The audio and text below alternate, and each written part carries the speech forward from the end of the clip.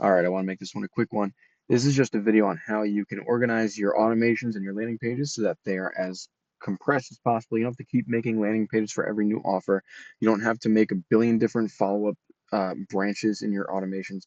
It's so simple. You can just scale it across all your sub accounts and not have to worry about adding a million different follow-ups and your workflows lagging your Chrome and all that stuff. So let's take a look at how this is going to work. So there are first, before we get into it, I want to just go over the theory, if you want to call it that. It's just how many follow-ups and how many triggers we're going to use. So follow-ups, we have two. One is for website, you know, social ads, anyone who opts in regularly, and then the other will be for referrals. So that'll be a little bit different. You might want to talk to them in a slightly different way because they're referred. You know, it's a friend of someone who really enjoys your business. So you want to target them a little bit differently. Those are the two follow-ups. Into those two follow-ups, we're going to funnel from four triggers. So we're going to have your website trigger. That'll be any form on your website. We'll have your social media ads trigger. We'll have your referral trigger, and then finally your landing pages trigger. Landing pages can be used when you table an event, when you have a joint venture. Anywhere else you'll get leads is typically through a landing page. So let's get into the workflow that I've made here to demonstrate. So we'll go lead follow-up.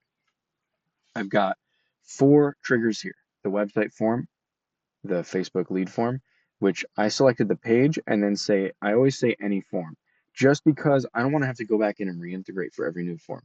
Unless there's a very specific follow-up that you want to use for a very specific offer, I wouldn't make it any more than just a generic follow-up that is applicable to your Facebook, to your website, whatever.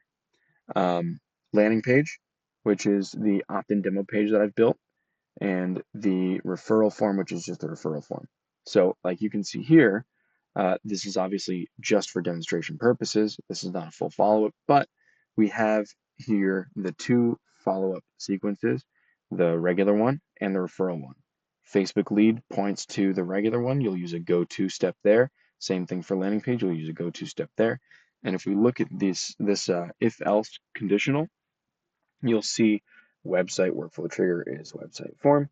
Facebook lead, I just named these all after the trigger, or after the source rather. Workflow trigger is Facebook lead form. Referral is referral form, and then landing page is landing page.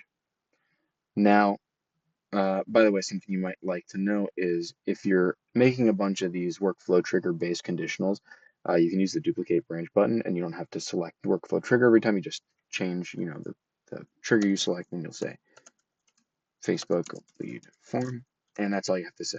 You don't have to, make a new one, select workflow trigger. It's just a little bit of a time saver. It feels nicer than having to go through the menial task of adding that drop down item every time. So once we're here, we can see what these branches are all for. So we don't have only two branches because we want to keep track of what the opportunity sources are. So in this case, we have opportunity source for the website, and we use the last attribution source, session source, custom value. So you'll find that under attribution, latest session source, and that will populate with referral.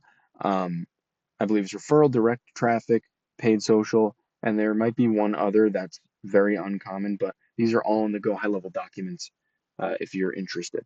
Now, there's the Facebook lead one, which I just call Facebook ad. Now, if you're running paid social ads, you can choose to make another branch for TikTok lead form trigger, in which case you would have a Facebook ad one and a TikTok ad one, or you could do a paid social branch where you just call this one, you know, you'll call this branch paid social, and you'll have or workflow trigger is, and then you'll have, TikTok lead form submitted, and you'll click that, but I don't have that here. And then under the opportunity, you'll click the source box here, and you'll just call that paid social, if you choose to consolidate into one branch for all of your paid social media. Now, that is just in case you're okay with simply aggregating this data on your own. I don't know how you run your agency, but if you run ads for your client and you don't want to bother with this stuff in their account, you can simply give them the aggregate data from each uh, ads manager per social. So you'll give them the TikTok data on your own, you'll give them the Facebook data on your own, then they'll just see paid social data in here, which is great because they'll still get to see their ROI across the board, which is more important than getting into the nitty gritty every single day. You really don't need to worry about that other than on your what hopefully is a regular reporting cycle that you get on a call with them or send them a spreadsheet, what have you. Finally, we have, well, not finally, we have the referral one. Again, I just did referral here and then I do a pipe. This time it's different though. So this is the same as the others where I just put the source there, but this is a little different. In my referral form, I have a custom value called referred by, and they just type the person who referred them. They type their name into that box, and this will populate with that custom value so that we know in their opportunity, when under the source, we'll see who referred them. Now, finally, and this time I mean finally, under landing page, we have this source here. So we want to take advantage of something called URL parameters, which I'll get to in just a minute here, to save us from having to create a new landing page and a new form every single time we want to run a new event offer or a joint venture offer. So say your client is tabling a 5K, or your client is partnering with their local dentist or their local PT or whoever, and they want to give a QR code for the front desk at the dentist or at the table for their 5K. Well, we can use URL parameters so that we can recycle the same landing page for all of these and still know whether they came from the 5K or from the dentist. So this is it. We'll grab that from custom values, attribution, first, and then UTM source. Now, the way this works is you have to tack it onto the end of the URL whenever you make a QR code. So let me show you exactly how that works. So let's do sites. We'll go to our dummy landing page here, opt-in demo page, and let's just grab from here the top level URL, right? Because funnels have the funnel URL and then each page is a URL. And frankly, I always make the URL that I want to use the one under settings, and you grab that one from here. So we'll take this and let's go to the QR code maker. And you can see I've already tested this with Matt's physical therapy. So let's make a new one. We'll do Matt's 5K table. And we'll do website. Okay. And we'll paste the URL in here. Now you have to do the following. So when you want to use something called a URL parameter, you have to first add a question mark. And this tells the browser or the URL bar that you're about to give it some more information. So here we can do UTM underscore source, and that's how you use UTM source. If you're using UTM medium, take a crazy guess as to what that is. I'll give you a hint. It looks exactly the same. UTM medium, UTM source, anything with UTM in it, it usually just looks like UTM underscore and the other word. UTM source equals 5K table. And URLs don't like white spaces, but it's okay because this parses it for you. You'll see in a second what I mean. So let's click on next. I'm going to scan this QR code right here. Okay. And let's do, if it loads, here we go. I'm going to type in test, a fake phone number and a fake email. Okay. So that's submitted. We're going to, yes, we're going to save that QR code. All right. And then let's go back to that automation that we have. So we're going to go to lead follow-up.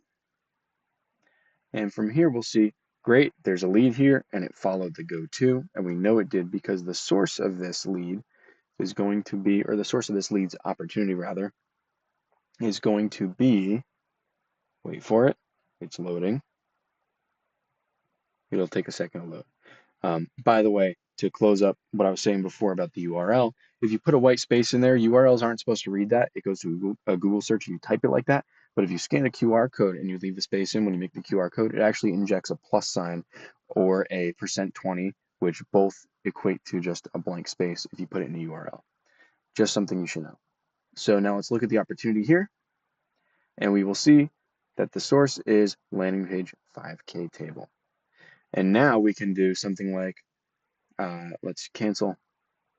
Let's go back to our sites. We'll go to QR codes, and we'll say, if we wanted to make this we'd make a new QR code, but just to save some time here, I'm going to change this to golf lessons or golf lessons or dentist or Matt's PT. Well, you can't do an apostrophe, but Matt's PT. You can do any one of those in a new QR code, and as long as it comes after question mark UTM source equals, it will pop up under that source. So now you can use the same landing page over and over again and not have to worry about recreating the form, duplicating the page. If you have VAs or you have employees and you want to create an SOP for this, this is so much easier than having them duplicate the form. Excuse me. Duplicate the form, put it as a trigger in the workflow, and then go into the workflow, make a new branch for the trigger, and then under that triggers branch, you put the new opportunity, you make them change the source to match. It's such a pain. You should just do it this way if you can help it. And this way you can write simple SOPs, make this very scalable, and save yourself and your employees and your clients a lot of headache. Hope this was helpful. Of course, if this was helpful to you, then please subscribe, like, follow, whatever media you see this on. And I think that's the last time I'm going to beg for for a subscriber, a like, or a follow. But let me know if this is helpful, and I'll see you next time.